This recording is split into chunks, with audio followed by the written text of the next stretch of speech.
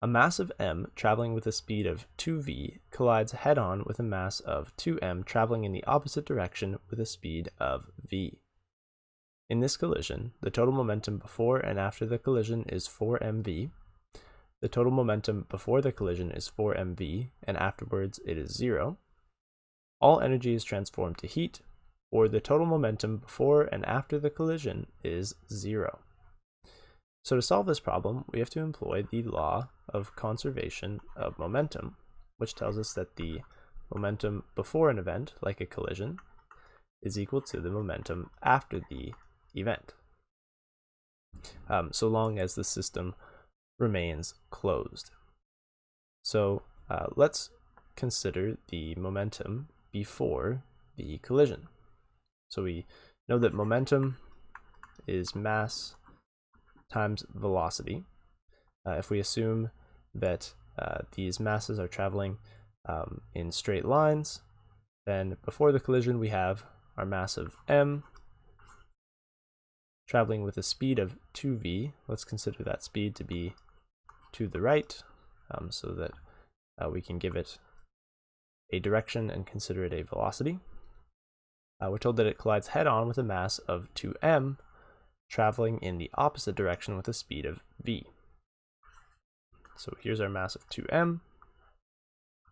It's traveling in the opposite direction with a speed of v. So we'll consider that speed to be to the left, so that we can also consider the mass 2m to have some velocity. So now we can fill in the left-hand side of this equation. We have m times 2v, so that's the momentum of this mass, big M, plus 2m times minus v. So keep in mind that this velocity is in the opposite direction to this velocity, and so they must have different signs. Now this will be equal to the momentum in the system after the collision.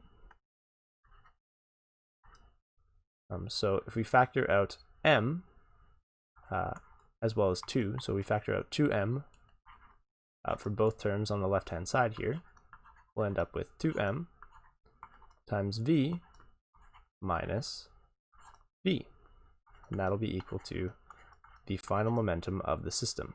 Now v minus v is of course 0, so we have 2m times 0, which will also be 0. So the final momentum of the system, which is equal to the initial momentum of the system, is 0. So the total momentum before and after the collision is 0.